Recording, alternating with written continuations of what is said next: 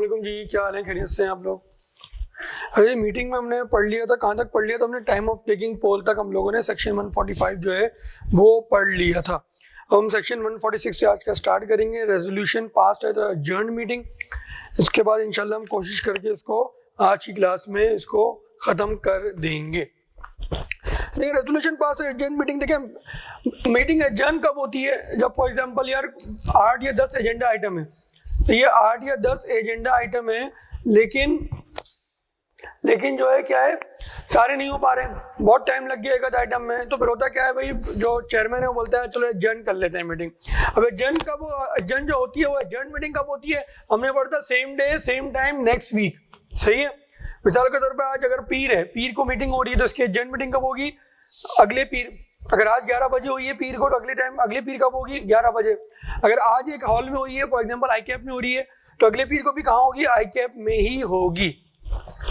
ये हमने पढ़ा था।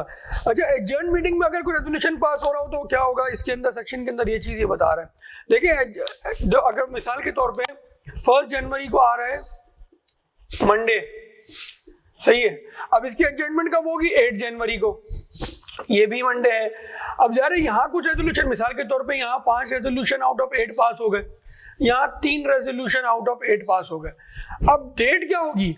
इन रेजोल्यूशंस की जो है वो ये डेट होगी, सही है। इन रेजोल्यूशन की ये डेट होगी। लेकिन हमने पढ़ा था बहुत जगहों पे कि रेजोल्यूशन से इतने दिन के अंदर आपने ये चीज जमा करानी है, स्पेशल रेजोल्यूशन में आपने ये करना है, चेंज ऑफ नेम हुआ है तो वो ये करना है, 15 दिन के अंदर, 30 दिन के अंदर, 21 दिन के अंदर। तो ये सारी रिक्वायरमेंट जो है 15, 21, 30 तो कहाँ से गिनी जाएंगी? डेट ऑफ रेजोल्यूशन से। और डेट ऑफ रेजोल्यूशन क्या होगी? जिस डेट पे वो रेजोल्यूशन पास हुआ है। अगर कोई एडजर्न मीटिंग में पास हुआ है तो एडजर्न मीटिंग की डेट ही उसकी काउंट की जाएगी। आइए इसको पढ़ भी लेते हैं। Resolution is pass at an adjourn meeting. अगर कोई एडजर्न मीटिंग में रेजोल्यूशन पास हो रहा है तो क्या होगा? A company, the holders of any class of shares in a company, the board or the creditors of a company. The resolution मतलब क्या है कि अगर कोई एडजर्न मीटिंग में पास हो रहा है रेजोल्यूशन, क्या एडजर्न मीटिंग किसकी? ये तो कंपनी की। कंपनी की कौन सी होती है भाई?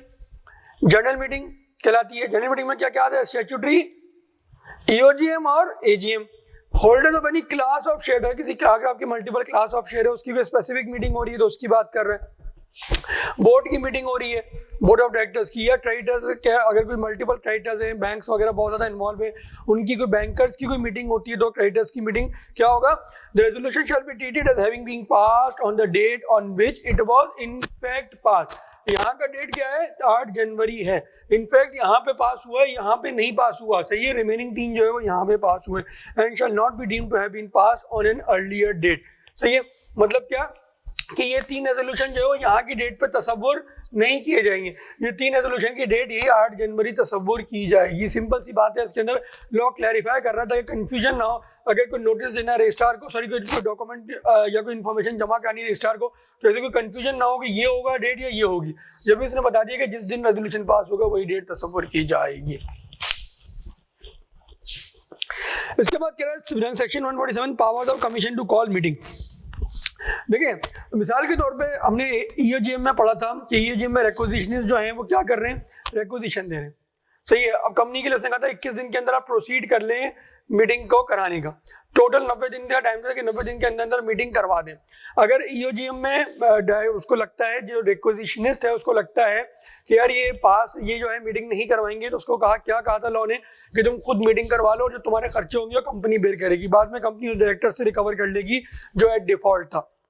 अब देखिए, ये तो वो लॉ ने एक जगह बताया। अब इसमें एजीएम भी हो सकता है, स्टैट्यूटरी भी हो सकता है। तो लॉ ने ना एक ऐसी सीपी को भी पावर दी है कि वो देखो, अगर जो है ये लोग मीटिंग नहीं करवा रहे तो तुम खुद भी मेंबर्स का इंटरेस्ट प्रोटेक्ट करने के लिए खुद भी मीटिंग करवा सकते हो। अगर मिसाल के तौर पे ईओजीएम थी बाय रिक्विजिशनिस्ट, सही है। अब कंपनी ने नहीं करवाई उसको, सही है, कंपनी ने भी नहीं करवाई। रिक्विजिशनिस्ट के पास जो है वो मतलब इतने रिसोर्सेज नहीं वगैरह, मैं कहाँ जाऊंगा, क्या करूंगा, तो वो एससीसी कोई बोल सकता है, या एससीसी खुद भी इंटरफेयर कर सकता है, और एससीसी भी खुद जाके ये वाली मीटिंग जो है वो कॉल ऑफ कर सकता है, सही है। सेम केस है एजीएम ऑल्सो। एजीएम अब आप प्राइवेट कंपनी के सेक्टर में निकल जाए, लिस्टेड में तो फिर भी हो जाती है, प्राइवेट कंपनी में निकल जाए, पब्लिक अनलिस्टेड में चले जाए, लोग एजीएम ही नहीं करते, साल 2 साल लगा देते हैं, नॉन कंप्लायंसेस आती रहती है। एससीसी भी आपका इतना वैसे अच्छा रेगुलेटर नहीं है, इतना कड़क रेगुलेटर नहीं है as compare to State Bank of Pakistan. State Bank बहुत हैवी पेनल्टीज मारता है बैंकों पे। एक आदमी बैंक एरर करता है हैवी, अगर किसी भी बैंक की आप फाइनेंशियल को तरीके से देखेंगे तो आपको एक बहुत बड़ा अमाउंट देखेगा पेनल्टी का, मिलियंस में होता है। ये मिलियंस की पेनल्टी लोग किसको पे कर रहे होते हैं? स्टेट बैंक को कर रहे होते हैं। लेकिन फिर भी एससीसीबी के जा रहे होते हैं, पावर तो दी हुई है तो हम उसको डिस्कस कर लेते हैं। एससीसीबी चाहे तो खुद भी मीटिंग करवा सकता है। एससीसीबी कहता है भाई देखो यार ये एजीएम नहीं करवा रहे 3 साल से, मेंबर्स को पता ही नहीं चल रहा कंपनी में हो क्या रहा है, मेंबर्स का पैसा लगा हुआ है, तो आओ हम खुद जाके एजीएम करवा देते हैं इन लोगों की। एससीसीबी इसका नोटिस देगा एजीएम का। इसमें अकाउंट्स वगैरह अगर हैं, अब एक सवाल पैदा होना चाहिए ना कि सर ऐसे एजीएम थोड़ी होती है, उसका नोटिस भी जाता है। सही है, नोटिस कौन देगा? एससीसीबी दे देगा नोटिस। सही है, नोटिस कौन देगा? एससीसीबी। अब अकाउंट कौन बनाएगा? अकाउंट एससीसीबी बनाएगा? नहीं, अकाउंट को बनाने को बोलेगा, आपको डायरेक्ट करेगा, बोलेगा अकाउंट बनाओ और मुझे 2 कोई रिपोर्ट दो ताकि मैं नोटिस के साथ जो है उसको जमा करवाऊं। एससीसीबी पूरी मीटिंग कॉल करेगा और जो है उसको पूरी जो है जिस तरह कंपनी कंडक्ट करवाती है उसको कंडक्ट करवाएगा। Same case statutory also. क्या कह रहा है? Default is made in holding. अगर डिफॉल्ट किया किस कौन करेगा? डिफॉल्ट कंपनी करेगी, जाहिर सी बात है, कंपनी की जिम्मेदारी है सारी मीटिंग करवाना। In holding statutory meeting, extraordinary general meeting या annual general meeting. The commission में, डायरेक्ट कमीशन को ऑप्शन दिया भाई, चाहो तो तुम करवा लो, चाहो तो वो डायरेक्ट भी दे कर सकता है। मैं अब देखिए आगे पढ़ते हैं, 2 ऑप्शन देगा। मैं either of its own motion or on the application of any director or member of the company. सही है, ये तो खुद कर सकता है। जिस तरह मैंने बोला फिर एक्विजिशन बोल रहा है यार देखो सर मैं कहाँ से करूँ मीटिंग, मैं कहाँ से कोई जगह बुक कराऊँ, मैं तो यहाँ रहता ही नहीं हूँ, मैं तो लड़काना है शक्कर का हूँ, मैं तो लाहौर का हूँ, कराची की ये कंपनी है, वे आप करवाएं इसको। तो एससीसीबी जो है खुद अपने मोशन पे भी कर सकता है, जिस तरह मैंने पहले बताया कि ये मेंबर से कहने पे भी कर सकता है। मेंबर में भी रिक्विजिशनिस्ट इन केस ऑफ ईओजीएम, और अगर एजीएम नहीं हो रही 2-3 साल से तो मेंबर जाके बोल सकते हैं भाई आप क्या कर रहे हैं, तो एजीएम ही नहीं हो रही, कर ही नहीं रही कंपनी, आप जो है इसको एजीएम को कंडक्ट करवाएं। तो क्या करें? Either of his own motion or on the application of any director या member of the company. Director भी वक्त बोल सकते हैं, मिसाल के तौर पर एक डायरेक्टर मेंबर है, अब उसकी नहीं सुन रहे लोग, 60 डायरेक्टर हैं, एक डायरेक्टर की नहीं सुन रहे, मीटिंग ही नहीं करवा रहे, तो जाके एससीसीबी को लिख सकता है, बोल सकता है कि भाई देखो आप इसमें इंटरफेयर करो, ये लोग तो मीटिंग ही नहीं कर रहे। कॉल और डायरेक्ट द कॉलिंग, 2 ऑप्शन आएंगे, ये तो खुद कॉल करेगा या कंपनी को डायरेक्ट करेगा। डायरेक्ट किसको करेगा? कंपनी को करेगा भाई, वैसे मोस्टली डायरेक्ट ही करेगा वो। डायरेक्ट किसको करेगा? कंपनी को करेगा। क्या डायरेक्ट करेगा? बोलेगा भाई जाओ मीटिंग करवाओ, मैं आपको इतने दिनों का टाइम देता हूं, वरना क्या, वरना वो एक्शन लेगा आपके खिलाफ। आपको अगर कोई लाइसेंस कंपनी है तो उसको कैंसिल कर देगा लाइसेंस, सेक्शन 42 वाली। अगर जो नॉर्मल कंपनी है तो उसमें भी जो है आपको पेनल्टी मार सकता है मॉनेटरी टर्म में, या जो है आपकी कंपनी की रजिस्ट्रेशन भी वो कैंसिल कर सकता है, आपके रिकॉर्ड सीज कर सकता है। आगे जाके आप लोग इंशाल्लाह सीफैप में पढ़ेंगे, रजिस्ट्रार के पास ये भी पावर होती है कि कंपनी एससीसीबी रजिस्ट्रार को बोल सकता है, रजिस्ट्रार की पावर के थ्रू वो आपकी रिकॉर्ड वगैरह भी सीज कर सकता है। द कमीशन में give such direction in relation to the calling, holding and conducting of the meeting। मैं देखो कह रहा है कमीशन जरूरी नहीं कि सारी चीजें खुद करें, हो सकता है ये direction they calling of the meeting, बोले भाई एजीएम बुलवाओ, करवाओ खुद एजीएम, सही है, या खुद कॉल भी करे, होल्ड भी करे और कंडक्ट भी करे। होल्डिंग एंड कंडक्टिंग वही बात होगी कि एक तरीके से पूरा मीटिंग को एग्जीक्यूट करे, मतलब खुद ही जो है कंपनी का रोल पूरा अदा करे। या तो वो क्या करेगा, बोलेगा भाई नोटिस, कंपनी को बोलेगा भाई तुम नोटिस दो, हम खुद कॉल करेंगे मीटिंग, हम खुद कंडक्ट करवाएंगे, या बोल सकता है भाई देखो तुम नोटिस दो, तुम ही कंडक्ट करवाओ, सही है, या नोटिस भी खुद दे सकता है और कंडक्ट भी खुद करवा सकता है, सही है। एक्सप्लेनेशन में कह रहा था डायरेक्शंस में include a direction that one member of the company present in person or by proxy shall deem to constitute a meeting. अब जरा देखो, अब देखो मीटिंग जब होती है, हमने पढ़ा था मीटिंग का कोरम भी होता है, सही है, at least 10 member having 25% listed company में। एनी अदर कंपनी में हमने पढ़ा था कोरम क्या होता है, 2 मेंबर्स हैविंग एटलीस्ट 25%, दोनों कंडीशन साइमल्टेनियसली मीट होना जरूरी है, हमने लास्ट क्लास में पढ़ा था। तो इसमें क्या है जी, इसमें वो कह रहा है कि देखो एक बंदे को भी वो जो है मेंबर को भी कोरम तस्वुर करवा के मीटिंग करवा सकते हैं। अगेन देखो हो सकता है आप जो है एससीसीबी मीटिंग करवाएं और ये डायरेक्टर्स जो है, जो शेयर होल्डर्स हैं, ये जानबूझ के ड्रामा करें और आए ना, भाई जरूरी थोड़ी हर कंपनी लिस्टेड हो, भाई ये पावर तो उसका प्राइवेट कंपनी की भी है, ये पावर तो उसके बाद पब्लिक अनलिस्टेड की भी है। पब्लिक अनलिस्टेड में 3 मेंबर्स हैं और वो तीनों ने कहा कर लिया, सही, एससीसीबी को मीटिंग बुलाने दो, हम तो जाएंगे ही नहीं, सही है। अगर वो ऑन इट्स ओन मोशन कर रहा है, ऑन द रिक्वेस्ट कर रहा है, तो जाहिर जो रिक्वेस्ट करेगा वो तो खुद ही आ जाएगा ना। अगर ऑन अ रिक्वेस्ट कोई मेंबर रिक्वेस्ट कर रहा है तो खुद तो आगे बैठ जाएगा ना, तो भाई मेरी रिक्वेस्ट पे तो मीटिंग हो रही है, मैं ही ना आऊं तो क्या बात होगी, तो जब वो तो खुद आके बैठेगा, लेकिन अगर होल सोल अगर एससीसीबी अपने ही तौर पे मीटिंग कंडक्ट करवा रहा है तो हो सकता है कोई भी मेंबर ना है तो उसने बोला कोई एक मेंबर भी आएगा तो एससीसीबी उसको भी जो है कोरम कंस्टिट्यूट करके मीटिंग को कंडक्ट करवा देगा। इस सेक्शन में क्रक्स क्या है भाई, देखें कभी भी मीटिंग अगर नहीं कंडक्ट करवाई मेंबर्स ने, या तो वो ईओजीएम हो गया ऑन द रिक्विजिशन, या वो एनुअल जनरल मीटिंग हो, या वो स्टैट्यूटरी मीटिंग हो, नहीं कंडक्ट करवाई तो एससीसीबी खुद भी करवा सकता है। ये खुद जो है वो अपने तौर पे भी करवा सकता है या ऑन रिक्वेस्ट ऑफ मेंबर या डायरेक्टर भी करवा सकता है। और करवाने के एतबार से उसने बताया कि जरूरी नहीं कि वो पूरी मीटिंग खुद करवाए, हो सकता है वो बोले भाई नोटिस आप दो, मीटिंग में करवाऊंगा, हो सकता है नोटिस खुद देते मीटिंग आपसे बोले करने को, हो सकता है सारे काम वो ये खुद कर ले, ये उसकी डिस्क्रिशन पे है।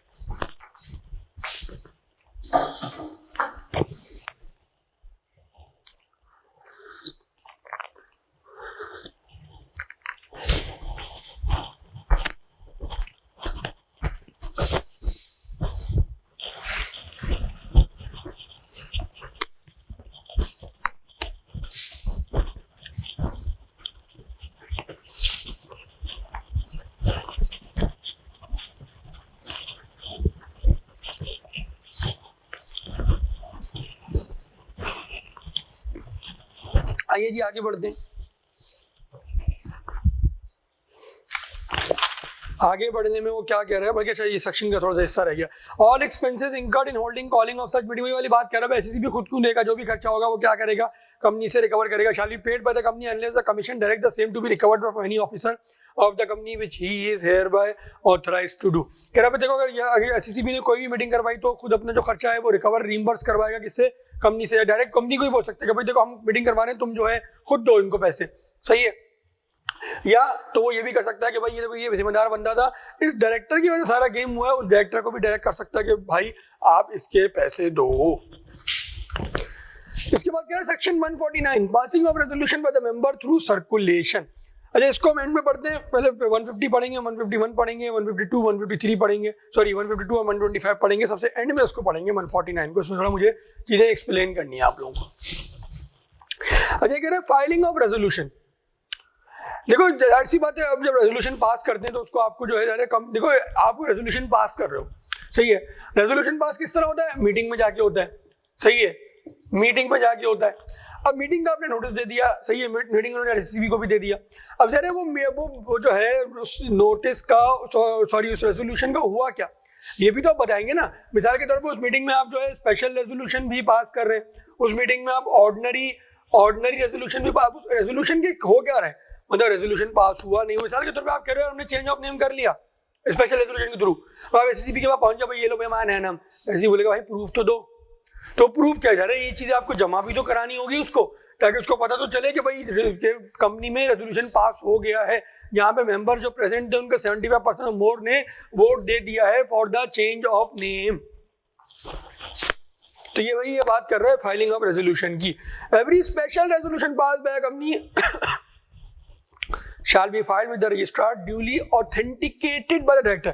कह रहा ऐसा नहीं कि तेरे कागज से टुकड़े पे लिख दो, आप उसको ऑथेंटिकेट करोगे। ऑथेंटिकेट किस तरह करते हैं, साइन कर देगा डायरेक्टर अपना, सही है, और company secretary of the company within 15 days from the passing thereof. अब यहाँ जो रेजोल्यूशन पास हुआ है, ये रेजोल्यूशन जो है कौन साइन करेगा, साइन करना है, किसने करना है, या तो डायरेक्टर करेगा या कंपनी सेक्रेटरी करेगा, और जमा किसको कराना है, ये एससीसीबी में जमा कराना है, और कितने दिनों के अंदर कराना है, 15 डेज के अंदर कराना है, 15 डेज ऑफ पासिंग, सही है, क्लियर है। ये पूरी चेन इसके अंदर मैंने बना दी। स्पेशल रेजोल्यूशन पास हुआ, एससीसीबी कह रहा है मुझे भी तो बताओ भाई क्या हुआ, पास हुआ नहीं हुआ, डायरेक्ट साइन, सही है, किस तरह बताएंगे, साइन करेंगे उस रेजोल्यूशन को, कौन करेगा, डायरेक्टर करेगा, कंपनी सेक्रेटरी करेगा, किसको देगा, एससीसीबी को देगा, कितने दिनों के अंदर, 15 दिनों के अंदर, 15 दिन from where, from passing of resolution. अब अगेन एक सवाल है, अगर मीटिंग थी 10 तारीख को, एडजर्न हुई 17 तारीख को, यहाँ 3 रेजोल्यूशन पास हुए आउट ऑफ 4, यहाँ 1 हुआ आउट ऑफ 4, तो ये 15 दिन कहां से गिने जाएंगे, अगर रेजोल्यूशन ये है तो यहां से गिने जाएंगे, अगर रेजोल्यूशन ये है तो यहां से गिने जाएंगे, सही है। अब कह रहा है अगर articles have been registered, article register हुए मतलब टेबल अडॉप्ट नहीं किया आपने, copy of every special resolution shall be embodied in, embody मतलब उसके अंदर एनेक्स करेंगे, इन और annex to every copy of the articles issued after the date of the resolution. वो कह रहे हैं अगर जो है आपने आर्टिकल जो है आपने रजिस्टर करवाए, टेबल अडॉप्ट नहीं किया, आपने अपना खुद बनाया है आर्टिकल, तो जो भी कॉपी ऑफ रेजोल्यूशन है, सॉरी जो भी आर्टिकल्स आप इशू करेंगे उसके साथ जो है आप स्पेशल रेजोल्यूशन की कॉपी भी लगा देंगे आफ्टर डेट ऑफ रेजोल्यूशन। मिसाल के तौर पे देखिए, इसको दोबारा पढ़ते हैं एक दफा। क्या कह रहे हैं? Where articles have been registered, जहां आर्टिकल रजिस्टर हुए मतलब टेबल अडॉप्ट नहीं किया, copy of every special resolution, हर copy of every special resolution, कौन सी? ये कॉपी। क्या करेंगे इसका? आइए देखते हैं। Copy of every special resolution shall be embodied or annex to every copy of the article issued after the date of the resolution. अब ये रेजोल्यूशन मिसाल के तौर पे कब पास हुआ? 10 जनवरी को पास हुआ, सही है। अब आप फॉर एग्जांपल फरवरी में जो है एक आर्टिकल्स की कॉपी किसी को दे रहे हैं, किसी मेंबर ने मांग ली, सही है। अब आप फरवरी में फॉर एग्जांपल 17 फरवरी को आप जो है आर्टिकल्स की कॉपी दे रहे हैं, तो वो कह रहा है आर्टिकल्स की कॉपी जब आप जिसको दे रहे हैं उसके साथ आप इस रेजोल्यूशन की कॉपी भी लगा दें। पर वो क्या है, वजह क्या है इसकी, स्पेशल रेजोल्यूशन की कॉपी भी दे? वजह क्या है? वो बोल रहे देखो, हो सकता है आपने स्पेशल रेजोल्यूशन जो पास किया है उसमें को आर्टिकल्स को अमेंडमेंट करी हो, तो कह रहा है ये तो आउटडेट हो जाएंगे ना। कह रहा है अगर आपने इसके बाद कुछ दिया है तो ये भी उसके अंदर जो है शामिल कर दें। मिसाल के तौर पे वैसे तो देखो, जब यहाँ स्पेशल रेजोल्यूशन अगर आर्टिकल्स में ऑल्ट्रेशन होगी तो नई आर्टिकल्स की कॉपी नई आर्टिकल्स ऑटोमेटिकली हो जाएगी, ऑल्ट्रेशन जब होगी तो अमेंडमेंट तो आ जाएगी। लेकिन वो कहता है कि किसी को ट्रेल पता चले तो उसके साथ जो है आप जो है आर्टिकल्स की कॉपी के साथ स्पेशल रेजोल्यूशन की भी कॉपी लगा दें, ताकि उसको पता चले कि ये आर्टिकल्स के अंदर जो चेंज हुआ है वो किस स्पेशल रेजोल्यूशन के थ्रू हुआ है, वो स्पेशल रेजोल्यूशन को पढ़ भी ले। मैं जब फिर रिपीट करता हूँ, 17 फरवरी को आपने जो है आर्टिकल्स की कॉपी दी, सही है। अब जो है इससे पहले अगर कोई रेजोल्यूशन हुआ है जो इस आर्टिकल से पर्टेन करता है तो वो आर्टिकल स्पेशल रेजोल्यूशन की कॉपी भी आपको देनी पड़ेगी। देखिए क्या कहता है, दोबारा पढ़ लेते हैं एक दफा। Copy of every special resolution shall be attach, अब मैं सिंपल लिख रहा हूँ, एनेक्स एम्बॉडीड को हटा रहा हूँ, अटैच कह रहा हूँ, शैल बी अटैच। आप अटैच मत लिखिएगा, अब ये लिखिएगा, लेकिन मैं सिर्फ समझने के लिए कह रहा हूँ।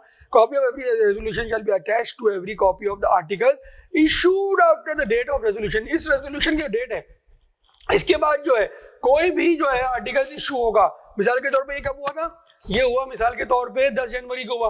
अब आपने 10 जनवरी को जो हुआ ये इसका आपने 25 फरवरी तक आपने ये जमा करा दिया, ठीक है।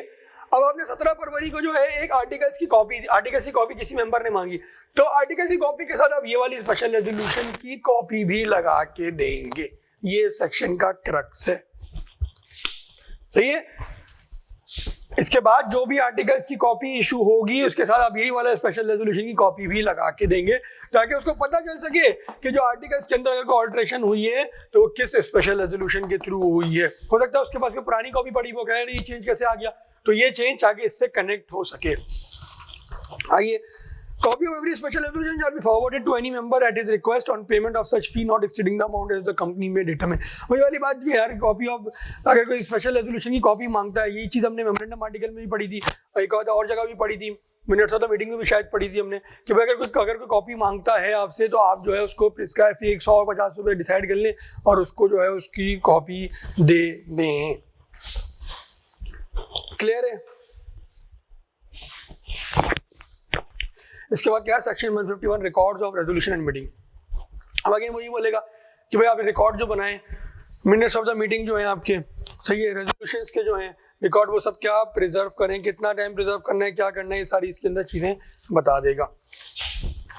Every company is required to maintain records of the copies of all the resolutions of members passed otherwise than at the general meeting and minutes of records of copies of all the resolution of members passed otherwise than at general meeting, सही है, and minutes of all the proceedings of general meeting along with the names of the participant to be entered in properly maintained book। Simple सी बात है, थोड़ी लफाजी इसकी मुश्किल है कहने का। इसका ये मतलब है कि ऑर्डिनरी रेजोल्यूशन हो या स्पेशल रेजोल्यूशन हो, आपको जो है इसको जो है इसका रिकॉर्ड जो है कंपनी के लिए लाजिम है कि वो उसको प्रिजर्व करके रखें। कितने टाइम के लिए प्रिजर्व करना है वो भी आगे बता देगा।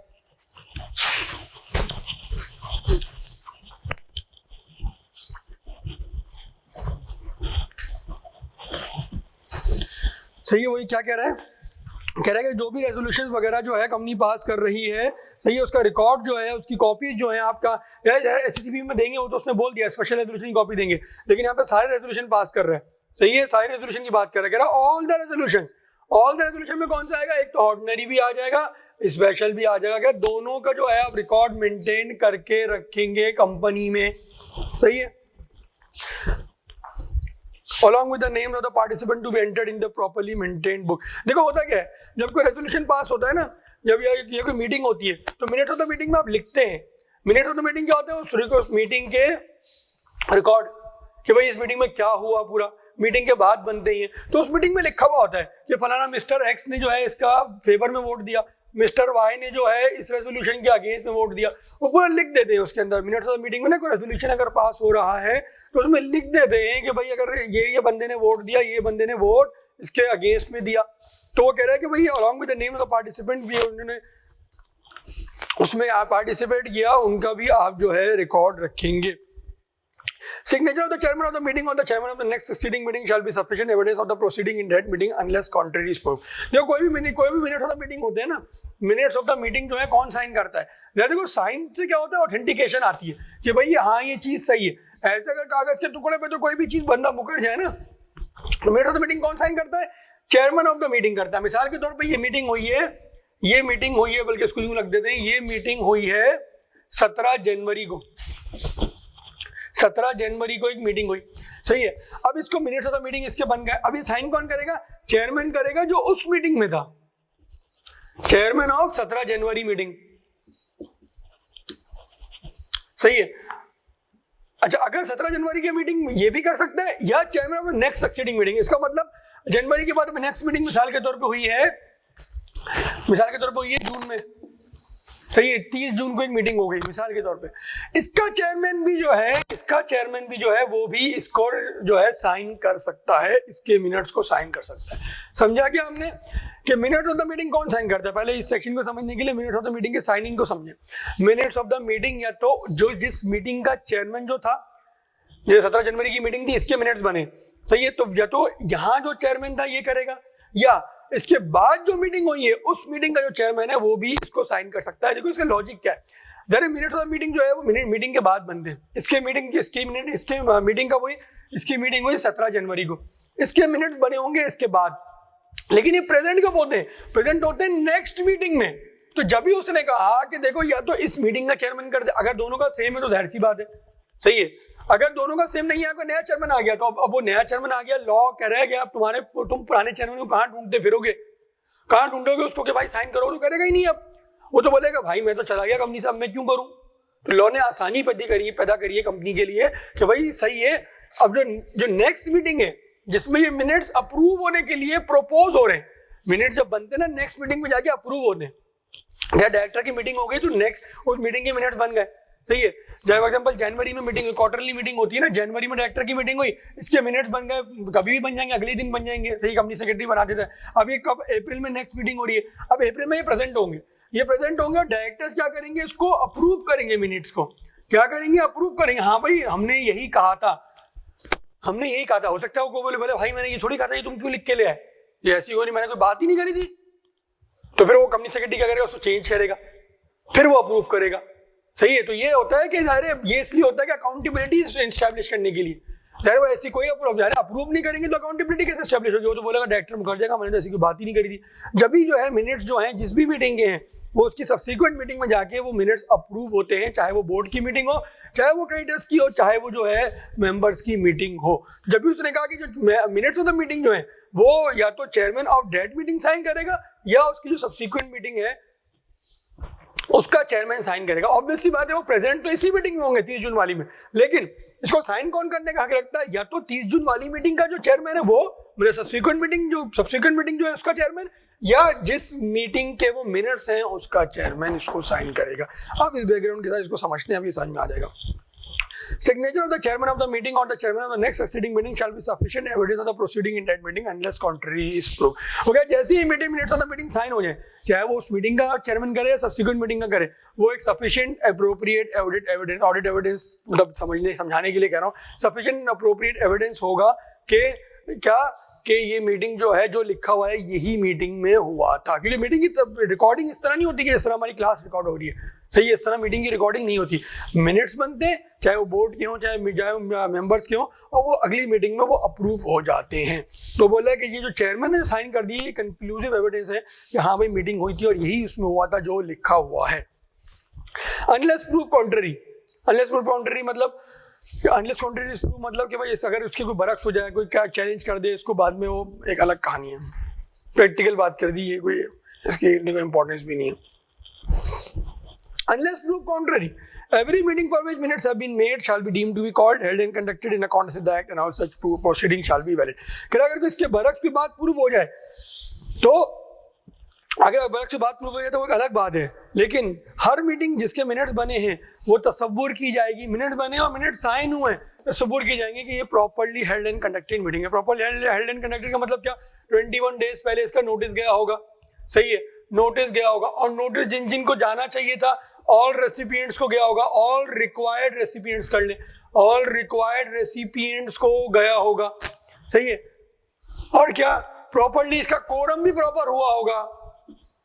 ठीक है, आज तक इस तरह का सवाल नहीं है, लेकिन आईकेएफ पूछ सकता है कि एलिमेंट्स बता दे एक प्रॉपर्ली कंडक्टेड मीटिंग का, सही है। आईकेएफ पूछ सकता है, एक बहुत अच्छा सवाल बन जाएगा ये। आईकेएफ का बोलते हैं बता दो क्या एलिमेंट्स होंगे तो एक प्रॉपर्ली कंडक्टेड मीटिंग तस्वुर की जाएगी, और बच्चा यकीन करें सवाल आ जाए बच्चा पागल हो जाएगा एग्जामिनेशन हॉल में कि आईकेएफ ने पूछ कर लिया, इसका क्या मतलब है। इसका मतलब सिर्फ सिंपल ये 21 दिन पहले नोटिस दिया गया, सही है।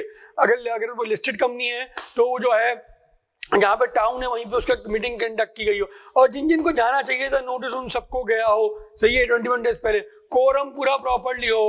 और अगर कोई शो ऑफ हैंड्स वगैरह की वोटिंग है, इनिशियल वोट जो है वो इनिशियल जो भी अगर रेजोल्यूशन पास हो रहा है तो शो ऑफ हैंड्स होता है, हमने लास्ट क्लास में पढ़ा था, शो ऑफ हैंड में काउंटिंग सही की गई हो, और अगर पोल किसी ने डिमांड किया गया हो तो पोल की जो है वोटिंग सही तरीके से हुई हो, ये एक प्रॉपर्ली कंडक्टेड मीटिंग है। हाँ, और क्या, इसका इसका जो इसमें रेजोल्यूशन पास हुआ है तो उसके 15 दिन के अंदर उसके सीसीबी को कॉपी गई हो, सही है। ये एक प्रॉपर्ली कंडक्टेड मीटिंग के एलिमेंट्स हैं, कभी भी ये 5 नंबर का पूछ सकता है। The record must be kept at the registered office of the company from the date of the resolution, meeting or decision, simultaneously in physical and electronic form. Electronic में वो कहता है कि ताहयात रखो, हमेशा के लिए रखो। तुम्हारा क्या जा रहा है, हार्ड डिस्क की तो है, 1 पेज का, 2 पेज का, 4 पेज का डॉक्यूमेंट ही दोगा, कुछ केबीज का होता है। टेराबाइट के दौर में हम रह रहे हैं तो कह रहा है केबीज से कोई फर्क नहीं पड़ता, आप ताहयात रखें। लेकिन अगर फिजिकल है तो 10 साल 20 साल के लिए उसको रखेंगे। क्या करें, shall be preserve for at least 20 years in physical form and permanently in electronic. पहले जो है इलेक्ट्रॉनिक का जिक्र नहीं था, आज से 4-5 कंपनी ऑर्डिनेंस में सिर्फ उसका था, फिजिकल का था। अब इलेक्ट्रॉनिक का भी उसने जिक्र कर दिया, और वो कह रहा है कि इलेक्ट्रॉनिक में आप जो है परमानेंटली इसको रखेंगे। 1901 की कंपनी है तो 1901 का रेजोल्यूशन भी आपके पास होना चाहिए। और अगेन एक सवाल पैदा होता है कि इलेक्ट्रिक 1916 की बनी हुई कंपनी है, उसके बाद 1916 का तो नहीं होगा, जाहिर सी बात है, जब एक्ट आए उसके बाद ये चीज एप्लीकेबल होगी ना। एक्ट आने से पहले की चीज थोड़ी, कंपनी ऑर्डिनेंस की चीजें इस पर थोड़ी ऑटोमेटिकली एप्लीकेबल हो जाएंगी। वो तो डायरेक्टर ही मर गए होंगे, बच्चे भी मर गए होंगे, 1916 वाले डायरेक्टर होंगे। अच्छा जी, इसके बाद क्या कह रहा है, copy of the minutes of the meeting shall be provided to all the director at least 14 days before the meeting. ये डायरेक्टर्स की मीटिंग की बात कर रहा है, सही है। मिनट्स ऑफ द मीटिंग जो है उनको 14 days बिफोर द मीटिंग जो है प्रोवाइड कर दी जाएंगे। मिसाल के तौर पे ये बल्कि यही लेते हैं ना, 1 जनवरी को मीटिंग हुई है इसकी, ये हुई है 1 मिसाल के तौर पे ये मीटिंग हुई है 15 जनवरी को, तो यहाँ लिख देते हैं ये 15 जनवरी की मीटिंग हुई है। इसके मिनट्स बने, अभी मिनट जो है आपको देने, अभी थोड़ी जिस दिन डायरेक्टर आ गया अगली मीटिंग में अप्रैल में बैठे आप ये उसको ये ले मिनट्स नहीं। डायरेक्टर की जो मीटिंग होती है, देखिए इस तरह मेंबर्स को नोटिस दिया जाता है ना 21 डेज पहले, इस तरह डायरेक्टर्स को भी दिया जाता है। वो कहता है भाई डायरेक्टर भी जो है फारिग इंसान थोड़ी है तो उसको 1 घंटे पहले कॉल करो यार मीटिंग में आ जाओ, ऐसा नहीं होता। डायरेक्टर्स को भी मीटिंग के लिए जो है वो 15 डेज पहले का टाइम 14 डेज पहले का नोटिस दिया जाता है। 14 डेज पहले का डायरेक्टर्स को भी नोटिस दिया जाता है।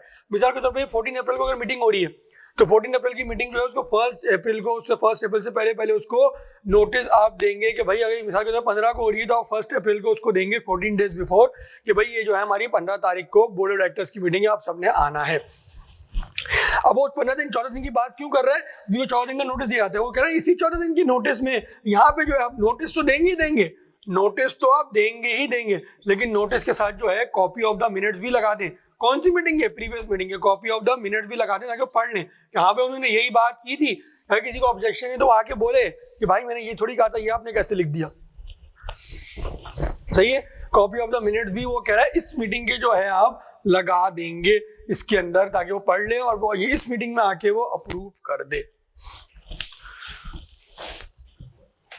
अब क्या कह रहा है section 152,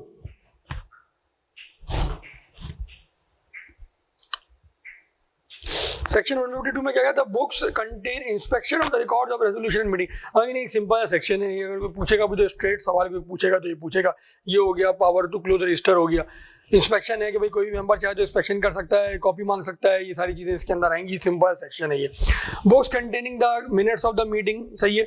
minutes of the meeting की जो बुक्स मतलब क्या, जो कंपनी ने रिकॉर्ड मेंटेन करे हुए, सही है। Minutes of general meeting, sorry, books containing the minutes of the proceeding of the general meeting मतलब क्या, एजीएम, ईओजीएम और statutory meeting shall be open to inspection of the members without charge during business hours. During business hours के तो 9 to 5 जो है वो कह रहा है ओपन टू इंस्पेक्शन रखेंगे।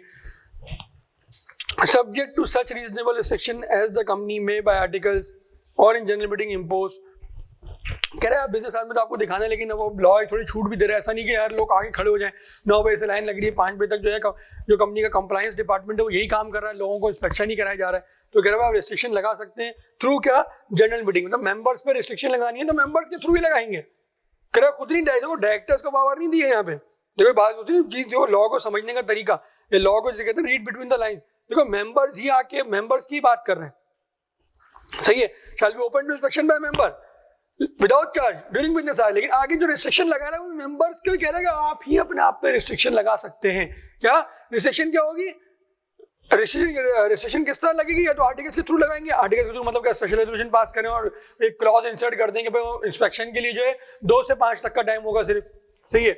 या आप क्या किसी जर्नल मीटिंग के थ्रू लगा सकते हैं, रेजोल्यूशन पास करवा लें, आर्टिकल्स में इंक्लूड ना करवाएं क्लॉज, लेकिन एक रेजोल्यूशन पास करवा लें कि भाई रेजोल्यूशन के तहत कोई भी इंस्पेक्शन होगी तो वो कब होगी, 2 से 5 तक होगी, या ये 3 या ये इस तरह से होगी, ये आप जो है लगवा सकते हैं। क्या कह रहा है, आगे पढ़ भी लेते हैं। क्या कह रहा है, impose so that not less than 2 hours in each day be allowed for inspection।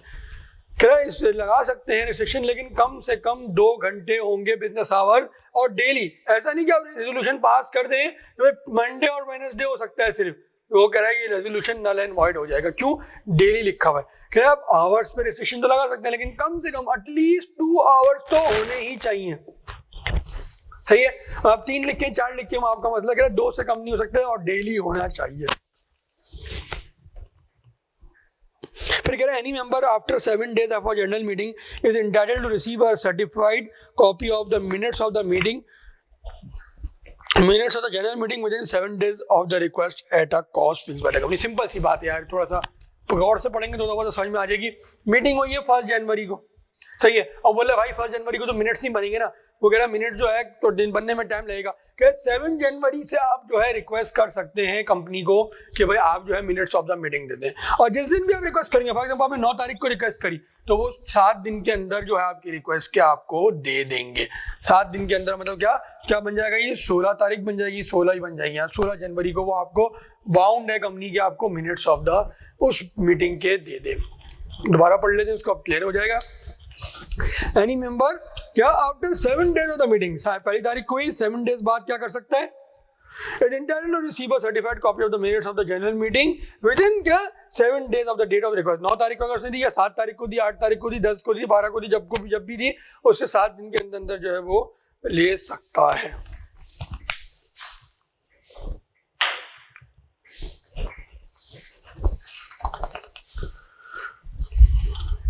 अब आइए ये पावर टू क्लोज रजिस्टर पढ़ते हैं, इसके बाद नमाज ब्रेक करते हैं। नमाज ब्रेक के बाद फिर इंशाल्लाह हम लोग जो है बाकी का एरिया कर लेंगे। बाकी का एरिया के एक ही सेक्शन पर है।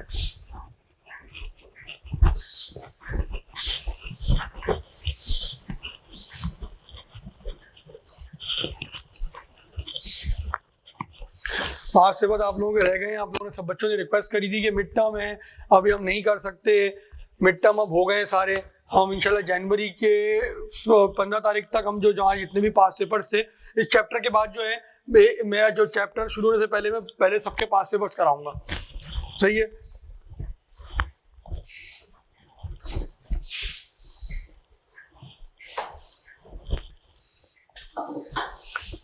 और हमने सिर्फ 2 चैप्टर्स के पास पेपर करेंगे, हम नहीं करेंगे इनकॉर्पोरेशन करें। 4-5 चैप्टर्स के पास पेपर रह गए हमारे, सही है। Share capital tax and variation के रह गए हैं, उसके अंदर प्रोस्पेक्टस भी शामिल है। ये एक चैप्टर हो गया।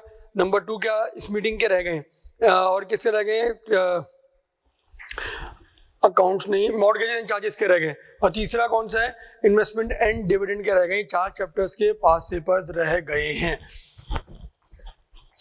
दो करके कर लेंगे, सही है। मंगल को जो है प्रपास पेपर्स हम करते हैं, किसके कर लें? मंगल को किससे करें? Share capital types and variation के करते हैं, शेयर कैपिटल वाले चैप्टर के करेंगे, टाइप्स एंड वेरिएशन। और दूसरा कर लेंगे मॉर्टगेज, स्पेलिंग गलत हो गई, मॉर्टगेजेस एंड चार्जेस के कर लेंगे, सही है। इन 2 चैप्टर्स के पास पेपर इंशाल्लाह नेक्स्ट क्लास में करेंगे मंगल को, और हफ्ते को जो है वो रिमेनिंग 2 चैप्टर्स के पास पेपर इंशाल्लाह कर लेंगे। पहली तारीख होगी उसके पास पेपर कर लेंगे, ताकि फिर हमारा एक ही चैप्टर में, बल्कि नहीं, फिर हमारे 3 चैप्टर टोटल रह जाएंगे। फिर कह रहा power to close register, again ये सेक्शन करते हैं, इसके बाद नमाज ब्रेक करते हैं। पावर टू, देखिए मैंने आपको एक चीज बताई थी बच्चों को, शायद नहीं आप लोगों को याद हो ना हो। देखिए अब कंपनी क्या कर रही है, एजीएम होने जा रही है कंपनी, अब देखो गौर सुनो, बेस सुनो इसकी, एजीएम होने जा रही है, डिविडेंड करना है। डिविडेंड डायरेक्टर्स क्या करेंगे, डायरेक्टर ने यहाँ पे एजीएम में क्या कर दिया, डिविडेंड को रिकमेंड कर दिया कि भाई 10% डिविडेंड देंगे। डायरेक्टर ने क्या किया, रिकमेंड किया, सही है। कितना किया भाई, 10% देंगे। मतलब क्या, अगर 10 रुपए फेस वैल्यू है, फेस वैल्यू अगर 10 रुपए है, सही है, face value at the rate 10 रुपए है, तो इसका 10% कितना होगा, इसका 10% कितना होगा, 1 रुपए। तो डिविडेंड कितना बन जाएगा, ₹1 पर शेयर, सही है। ये 10 अब इन्होंने रिकमेंड किया कि भाई डायरेक्ट जो है ये एजीएम जो है इसको अप्रूव कर दे, मेंबर इसको अप्रूव कर दे, डिक्लेयर कर दे।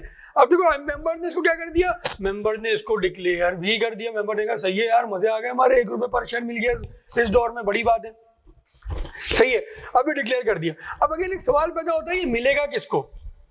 अब सवाल पैदा होता है ये मिलेगा किसको, भाई किसको मिलेगा? अब देखो एक और चेन बनाते हैं, एक और चेन, मजा आएगा पढ़ने में, चीजों को कनेक्ट करो।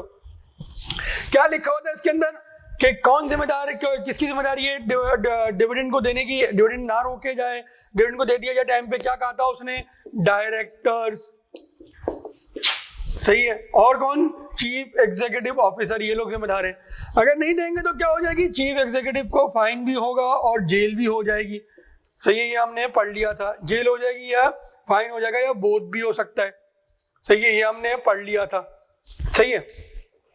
बोथ भी हो सकता है और जेल भी हो सकती है, फाइन भी हो सकता है। ये कितना था लिस्टेड कंपनी के दिनों में, लिस्टेड कंपनी कैसे 15 दिन था मेरे ख्याल से, इतना मुझे याद आ रहा है। अगर लिस्टेड है तो 15 था, वैसे मेरे ख्याल से अनलिस्टेड के लिए 30 है, ऐसी कुछ है।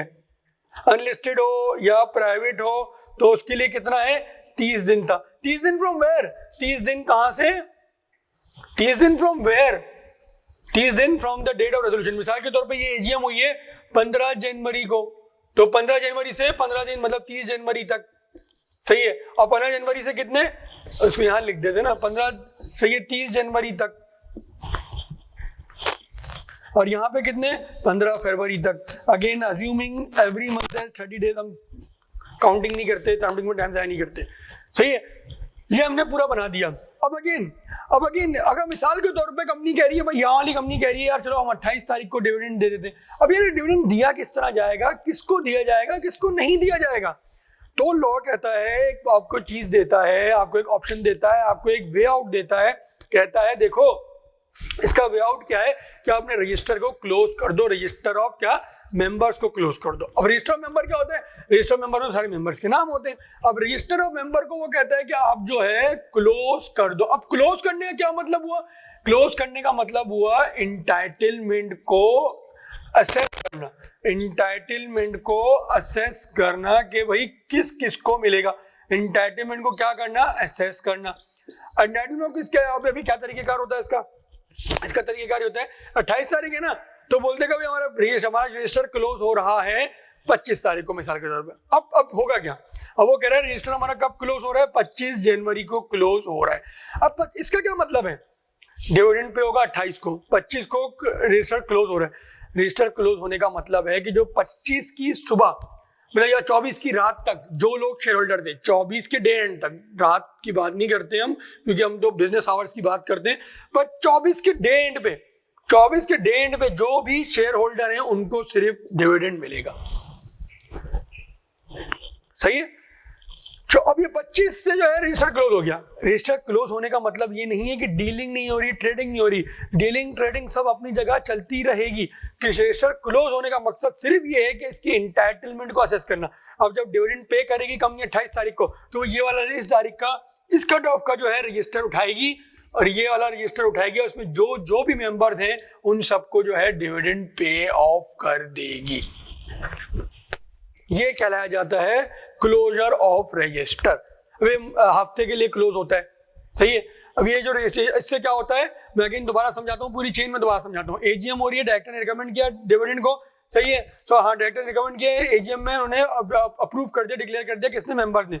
एजीएम को वही मिसाल के तौर पर 15 जनवरी को ही आपको क्या कहता है, जब डिविडेंड डिक्लेयर हो जाए, डिविडेंड के चैप्टर में पढ़ा था, डिविडेंड जब डिक्लेयर हो जाए तो कितने दिनों के अंदर पे ऑफ होना चाहिए, 15 दिन के अंदर in case of listed company और एनी अदर कंपनी 30 दिन के अंदर। उनने क्या होगा, सीईओ को जेल हो जाएगी, फाइन हो जाएगा, दोनों चीजें हो सकती हैं। अब यार अभी सवाल यहाँ पैदा होता है, 15 दिन यहाँ से कहाँ, 30 जनवरी होगा इनके साथ लिस्टेड कंपनी और अनलिस्टेड कंपनी या कोई भी पब्लिक कोई भी प्राइवेट कंपनी के केस में होगा 15 फरवरी तक का टाइम होगा। अब वही कह रहा है भाई देखो ये तो आगे डेडलाइन, अब वो उसने सोचा कि मैं पे ऑफ करता हूँ 28 जनवरी को, और वो कह रहा है भाई 28 जनवरी को किसको पे होगा, किसको नहीं होगा। शेयर की डीलिंग तो ट्रेडिंग तो घंटों में, सेकंडों में हो रही होती है, सेकंडों में शेयर होल्डर्स की ट्रेडिंग हो रही होती है लिस्टेड कंपनी में। तो कह रहा भाई किस तरह होगा, तो उसने बोला भाई आप जो है क्लोजर ऑफ रजिस्टर का उसने ऑप्शन दिया। क्लोजर ऑफ रजिस्टर क्यों होता है भाई, in order to assess the entitlement of the dividend. अब कंपनी के अंदर कोई डेट सेलेक्ट कर लेगी, फॉर एग्जांपल उसने बोला 25 को मेरा रजिस्टर क्लोज हो रहा है, 25 से लेके कब तक हो रहा है, 30 तक हो रहा है, 6 दिन क्लोज हो रहा है, सही है, 6 दिन क्लोज हो रहा है, ये यूं कर लें 31 तक हो रहा है, 7 दिन के लिए क्लोज हो रहा है, सही है, 7 दिन के लिए क्लोज हो रहा है। अब यहाँ 24 के डे एंड पे जो भी शेयर होल्डर्स होंगे उनको ये डिविडेंड 28 तारीख को मिल जाएगा। समझ में आया? आइए अब इसको पढ़ लेते हैं। A company may, by giving at least 7 days previous notice, close its register of the member। और अब अगेन वो कह रहा है कि भाई ऐसा नहीं कि अचानक अगले दिन ही क्लोज कर दें, आप पहले नोटिस दें उसको कि भाई इस दिन से हमारा रजिस्टर क्लोज होगा, सही है। और the part of the register relating to the members holding shares of any class. Again वो पार्ट ऑफ द रजिस्टर क्यों कह रहा है, मिसाल के तौर पर कंपनी का मल्टीपल वो है, अब इसमें रजिस्टर मेंबर एक नहीं है कंपनी के पास, कंपनी के पास मल्टीपल क्लासेस हैं, तो ये मिसाल के भाई ए है, बी है, सी है। आपको कह रहा जरूरी नहीं कि सबके, फॉर एग्जांपल ये नॉन वोटिंग है, ये नॉन वोटिंग है, ये इनको डिविडेंड मिलेगा, इसको डिविडेंड नहीं मिलेगा, तो ये दोनों को डिविडेंड नहीं मिलेगा। मिसाल के तौर पे वोटिंग छोड़ दें, ये दोनों को डिविडेंड नहीं मिलेगा, इनको डिविडेंड मिलेगा। तो अगर क्लोज करेंगे रजिस्टर तो सिर्फ इसका करेंगे ना, इन दोनों को तो डिविडेंड मिलेगा, इनका रजिस्टर क्यों क्लोज करेंगे, जब वो कह रहा है पार्ट ऑफ द रजिस्टर। क्या कह रहे हैं दोबारा पढ़ते हैं, और the part of the register relating to the members holding share of any class for any period not exceeding 30 days in each year. कह रहा कम से कम, सॉरी ज्यादा से ज्यादा जो आप रजिस्टर क्लोज कर सकते हैं 30 दिन तक कर सकते हैं। मिसाल के तौर पर क्वार्टरली डिविडेंड देते हैं आप बहुत अच्छी कंपनी है, आप जो है बहुत बंटवारा करते हैं अपनी कंपनी के पैसों का, आप जो है क्वार्टरली डिविडेंड देते हैं, तो 7 डेज ईच कर लें, 7, 14, 21, 28, सही है। वैसे तो कंपनियां नॉर्मली ईयरली डिविडेंड देती हैं, एक ही दफा देती हैं। अगर बहुत कम कंपनी है या ज्यादा भी हो सकती हैं, वो हाफ ईयरली भी देती हैं, हाफ ईयरली भी दिया, एनुअल भी दिया, सही है। अब लेकिन मैंने ऐसी कोई कंपनी नहीं देखी, हो सकता है जो हर क्वार्टर में डिविडेंड देती हो, ऐसा नहीं होता, नॉर्मली एक ही दिया जाता है। लेकिन अगर बहुत कुछ कंपनी ऐसी भी हैं जो 2 भी देती हैं, तो कह रहा पूरे साल में जो है 30 दिन तक मैक्सिमम रजिस्टर को क्लोज कर सकते हैं, वो आपकी मर्जी, आपने एक ही दफा डिविडेंड देते हैं, एक ही दफा पूरा उसके लिए कर दें। प्रोवाइडेड दैट द कमीशन में extend the period mention above for a period of 15 days on the application of the company. Again भाई एससीसीबी को पावर दी गई है कि भाई कमीशन चाहे तो उसको 30 से बढ़ाकर 45 दिन भी आपको दे सकता है फॉर अ ईयर, एक साल के लिए। In case of a listed company, the above notice must be given by advertisement in English and Urdu newspaper, in English and Urdu language, at least in one issue each of a daily newspaper of respective language having wide circulation. Simple सी बात है, वगैरह listed company अगर है, listed company के case में notice में भी उसने कहा था कि आप जो इंग्लिश उर्दू न्यूज़पेपर में, तो यहाँ पे भी कह रहा है वजह ये होती है सिर्फ इसकी, जो हर जगह ये वाली बात करता है English and Urdu newspaper having wide circulation, nation wide circulation, क्योंकि मेंबर उसके वाइड स्प्रेड होते हैं। लिस्टेड कंपनी में मामून नाज के पास जाते हैं, मामून नाज को अप्रोच करते हैं, तो कह रहा भाई अभी प्राइवेट कंपनी पब्लिक अनलिस्टेड तो नहीं है ना कि 10-12 मेंबर हो, 2, 4, 5, 6 हो, वगैरह भाई यहाँ तो जो हजारों की तादाद में हो सकते हैं। अब क्या इलेक्ट्रिक का मेंबर हो सकता है, एक सरगोदा में बैठा हो, एक कहीं बैठा हो, एक कहीं बैठा हो, एक चीचापत्नी में बैठा हो, तो कह रहा भाई वो जो है सब तक ये खास व आम तक ये बात जानी चाहिए। तो आप एक इंग्लिश न्यूज़पेपर, एक उर्दू न्यूज़पेपर में जो है इसकी एडवर्टाइजमेंट करते हैं कि आप फला तारीख से लेके फला तारीख तक अपना रजिस्टर क्लोज करना चाह रहे हैं। फिर कह रहा था provision of this section shall also apply for the purpose of closure of register of debenture holder of a company. क्या डिबेंचर, अगर आपके डिबेंचर होल्डर्स हैं, डिबेंचर होल्डर्स की अगर आपको एंटाइटलमेंट को डिसाइड करना चाह रहे हैं तो उस केस में भी यही वाला प्रोसेस फॉलो होगा। मतलब इसी तरह से आप इसको पूरा जो है 7 दिन पहले आप मेंबर्स को बताएंगे और ये सारी चीजें उसमें भी फॉलो होंगी। आइए नमाज ब्रेक कर लेते हैं, नमाज ब्रेक के बाद इंशाल्लाह ये एक सेक्शन रह गया इसको भी कर लेते हैं। आगे सेक्शन कौन सा है हमारा?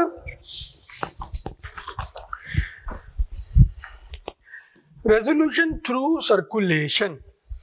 आइए इसको बढ़ेगा। रेजोल्यूशन थ्रू सर्कुलेशन जो है ये बोर्ड ऑफ डायरेक्टर्स की मिनट्स का भी, बोर्ड ऑफ डायरेक्टर्स का भी होता है और ये अपना जनरल मीटिंग का भी होता है। आइए पहले इसको रीड करते हैं एक दफा, फिर इसको समझेंगे, फिर इसको एक दफा और रीड करेंगे ताकि ये अच्छी तरह से हमारे जहनों में घुस जाए।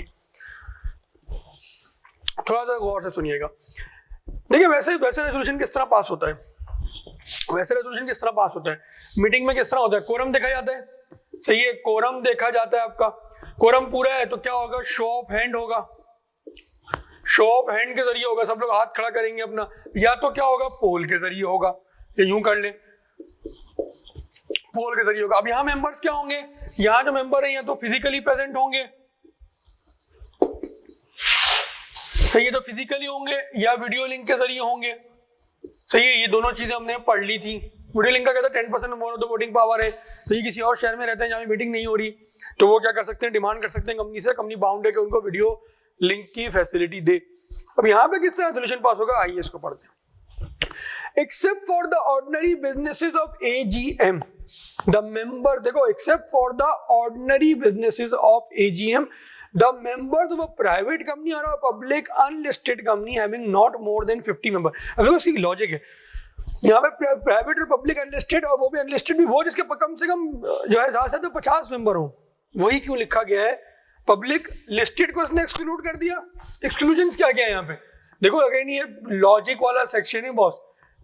एक्सक्लूजन क्या क्या है? सबसे पहले लिस्टेड, और कौन सी अनलिस्टेड? अनलिस्टेड पब्लिक वो जिसके ग्रेटर देन 50 मेंबर्स हैं। इन दोनों को उसने एक्सक्लूड किया। आइए पढ़ेंगे इसको, समझेंगे, पढ़ेंगे नहीं समझेंगे क्यों एक्सक्लूड किया। क्या कह रहे हैं? दोबारा पढ़ते हैं। Except for the ordinary businesses of AGM। Ordinary business AGM में कौन कौन से होते हैं? कौन कौन से होते हैं? स्पेशल बिजनेस उसने बताए थे। स्पेशल बिजनेस की डेफिनेशन में उसने कहा था ये मैटर्स के अलावा सारे जो हैं क्या हैं? और स्पेशल हैं, सॉरी हाँ स्पेशल हैं। ऑर्डिनरी कौन कौन से थे? नंबर 1 क्या? डिक्लेरेशन ऑफ डिविडेंड, सही है, फाइनेंशियल स्टेटमेंट का अप्रूवल। नंबर 3 क्या था? Election of director, election of directors. चौथा क्या था? अपॉइंटमेंट ऑफ ऑडिटर्स, सही है। 5वां क्या था? Remuneration of auditors, remuneration of auditor. ये सारे क्या थे? ये सारे क्या थे? ऑर्डिनरी थे। एक्सक्लूजन में लिख लेते हैं इसको भी। तीसरी एक्सक्लूजन क्या है? Ordinary matters, ordinary matters of AGM। 3 exclusion इसकी आ गई हैं। ये मैं लाइन खींच देता हूं। ये 3 एक्सक्लूजन इसकी आ गई हैं इस सेक्शन की। दोबारा पढ़ते हैं। Except for the ordinary businesses of AGM, ordinary matters नहीं, सॉरी बिजनेसेस कर देते हैं, गलत लफ्ज लिख दिया मैंने। ऑर्डिनरी बिजनेसेस, सही है। ऑर्डिनरी बिजनेस ऑफ AGM आ गया, सही है। The member of private company or public unlisted company having not more than 50 members may pass a resolution. May क्यों? चाहे तो करें, चाहे तो ना करें, चाहे तो प्रॉपर्ली जिस तरह मीटिंग कराई करते हैं उस तरह कर लें। मे पास अ रेजोल्यूशन ऑर्डिनरी और स्पेशल। यहाँ पे ऑर्डिनरी भी हो सकता है और स्पेशल रेजोल्यूशन भी हो सकता है। किस चीज का? किसी भी चीज का।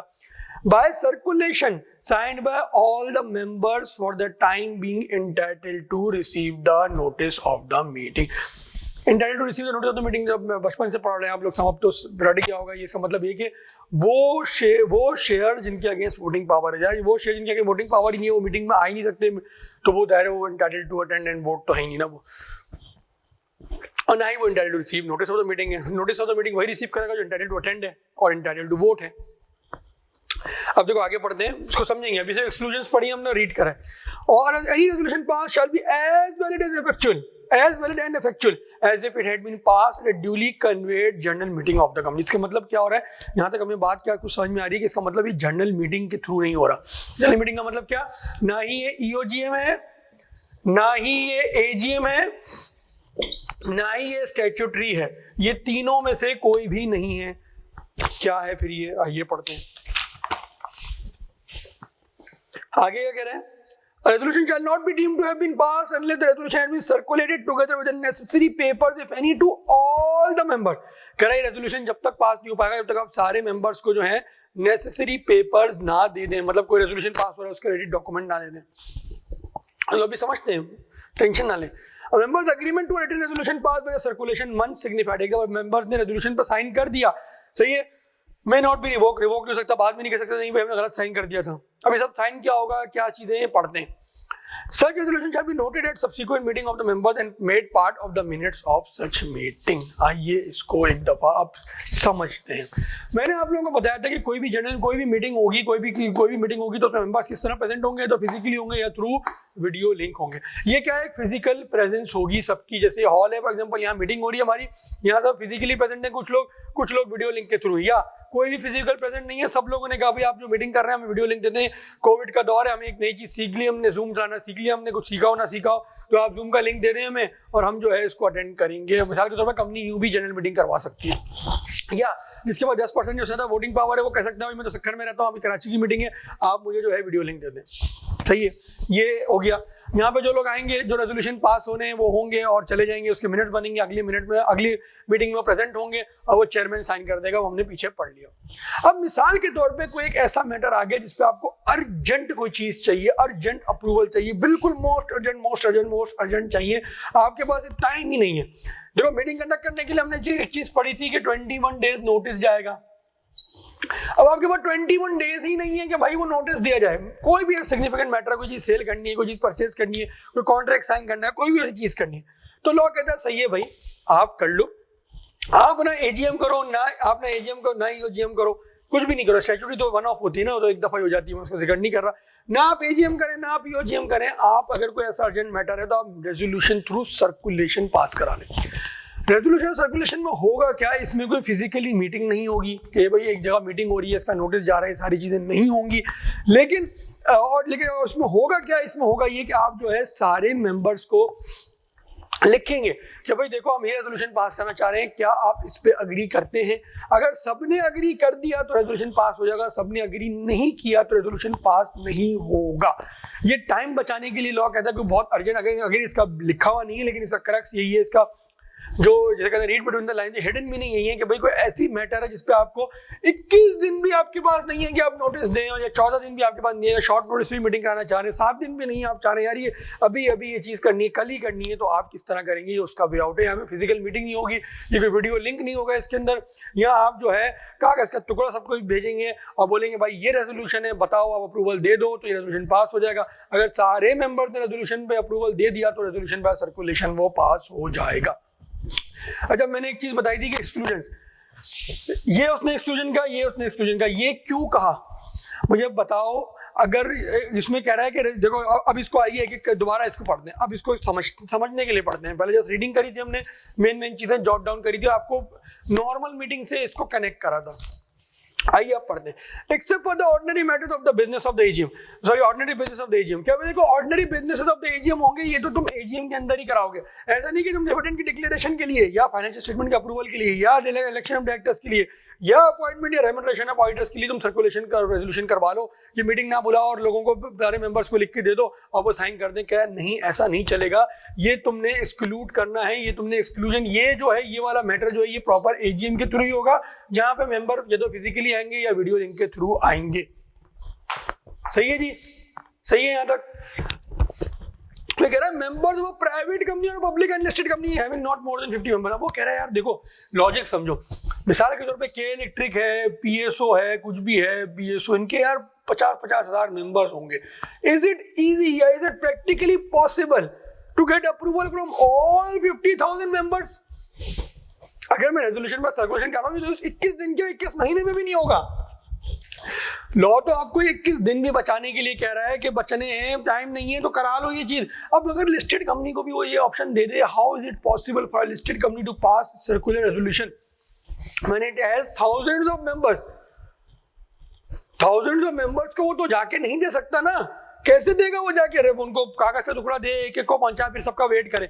अब अगेन नॉर्मल मीटिंग में क्या होता है, कोरम आ गया, जितने लोग बैठे हैं उनका 75% और मोर वो जो है और मोर जो है अगर वोट देते हैं तो स्पेशल रेजोल्यूशन पास हो जाएगा। अगर यही 50 ग्रेटर देन 50% देते हैं तो वो क्या हो जाएगा, ऑर्डिनरी रेजोल्यूशन पास हो जाएगा। ठीक है, यहाँ पे तो ये फायदा ना, ऑल की तो कहानी नहीं है। स्पेशल रेजोल्यूशन में हमने क्या पढ़ा था, 75% of member present in person और थ्रू वीडियो लिंक या पोस्टर बैलेट, वो सारी बातें पढ़ी थी। कोरम प्रेजेंट हो और कोरम में से 75% ने वोट दे दिया तो हो गया आपका रेजोल्यूशन पास।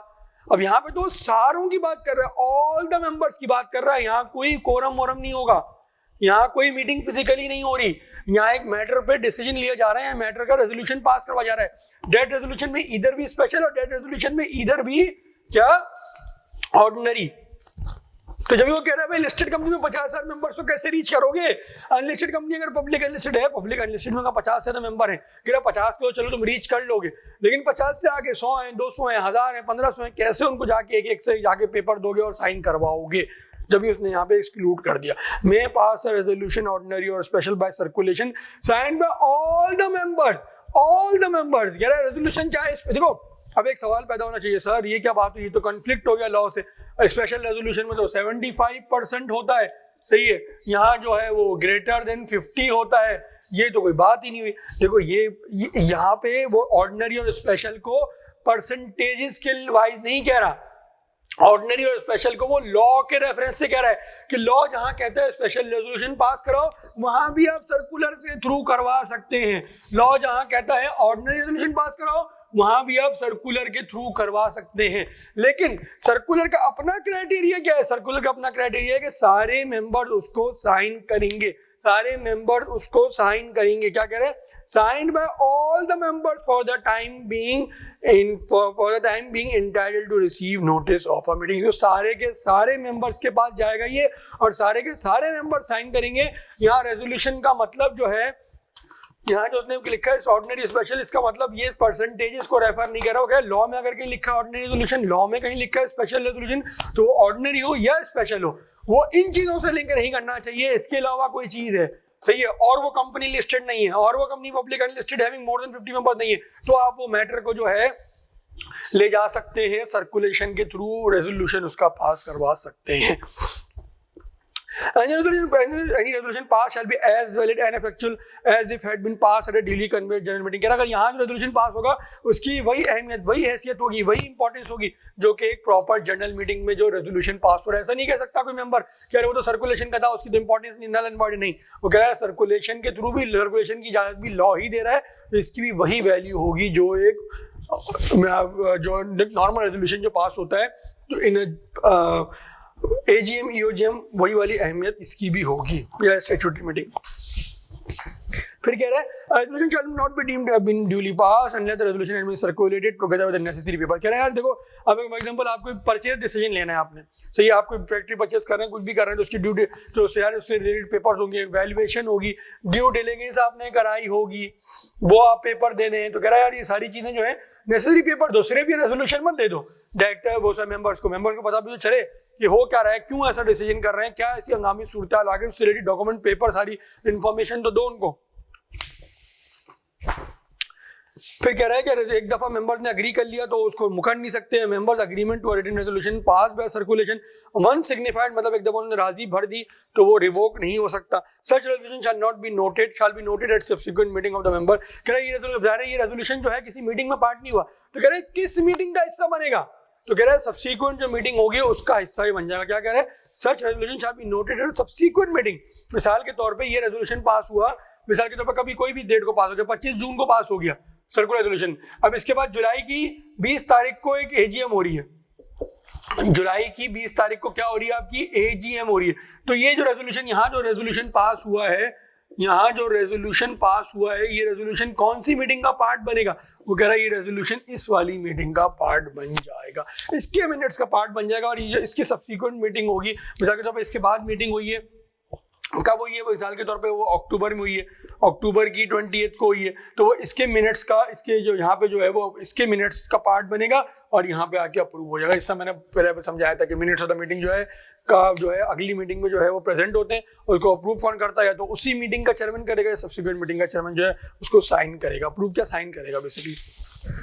क्या कह रहा है आगे, आखिरी लाइन दोबारा पढ़ लेंगे, such resolution shall be noted at a subsequent meeting of the members and made part of the minutes of such meeting. इसी मिनट्स का पार्ट बन जाएगा और इसी मीटिंग का हिस्सा कहलाया जाएगा।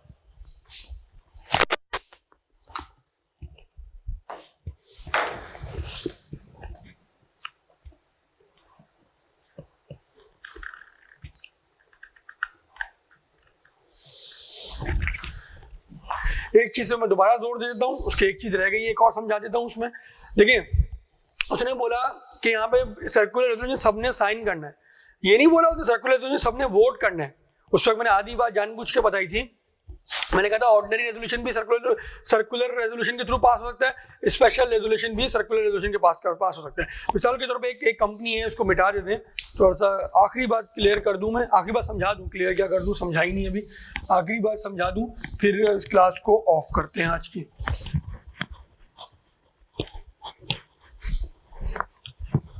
अब यहाँ पे उसने बोला कि स्पेशल रेजोल्यूशन वाली चीजें भी पास हो सकती हैं, ऑर्डिनरी रेजोल्यूशन वाली चीजें भी पास होती हैं। एक्सक्लूजन्स क्या है, ये एक्सक्लूजन है, ये नहीं पास हो सकता, सही है। ऑर्डिनरी मैटर्स जो है, ऑर्डिनरी बिजनेसेस जो है, सही है। अब मिसाल के तौर पे एक स्पेशल रेजोल्यूशन पास होने जा रहा है थ्रू सर्कुलेशन, अब सर्कुलेशन में क्या है जी, सबके पास जाएगा, सही है। अब यहाँ पे रिक्वायरमेंट क्या है,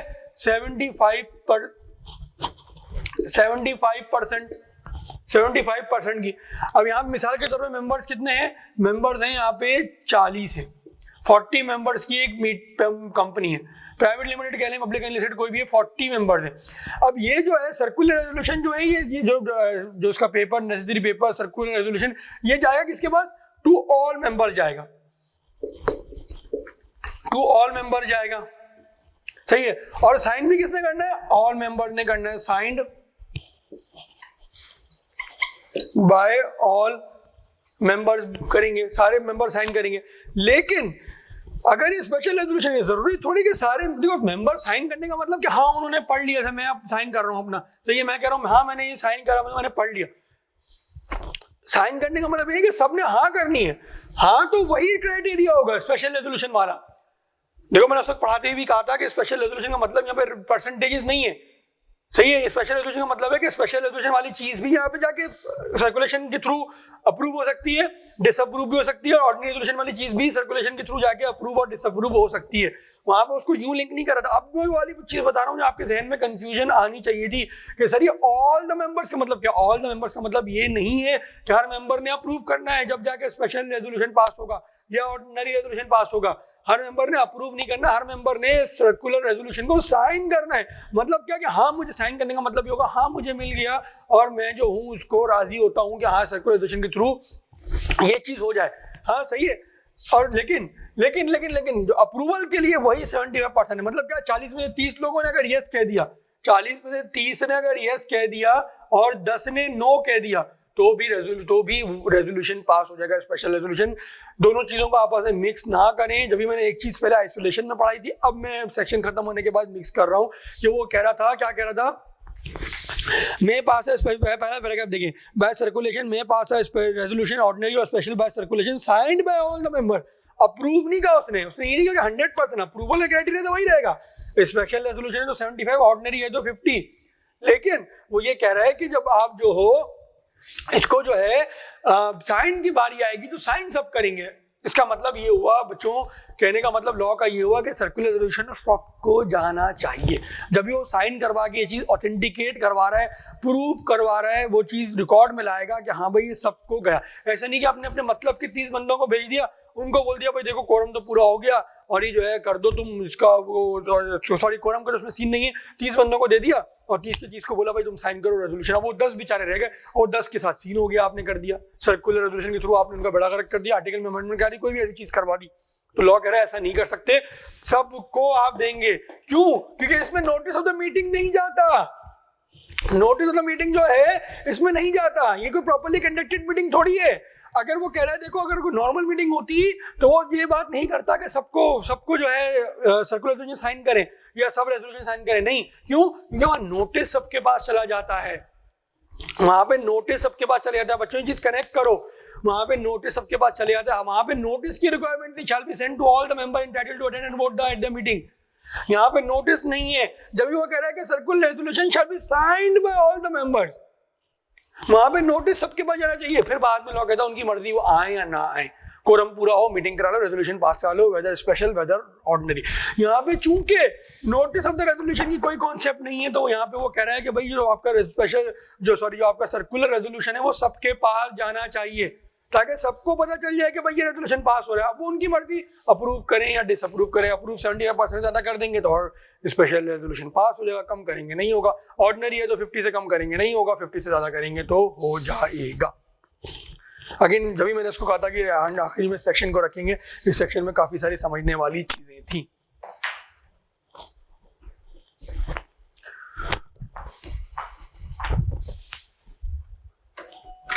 चलें जी, थैंक यू वेरी मच। उम्मीद करता हूँ आज की क्लास समझ में आई होगी। कोई भी चीज ना समझ में आया करे तो मुझसे ग्रुप पे पूछ लिया करें, पर्सनल नंबर भी मेरा आप लोगों के पास है।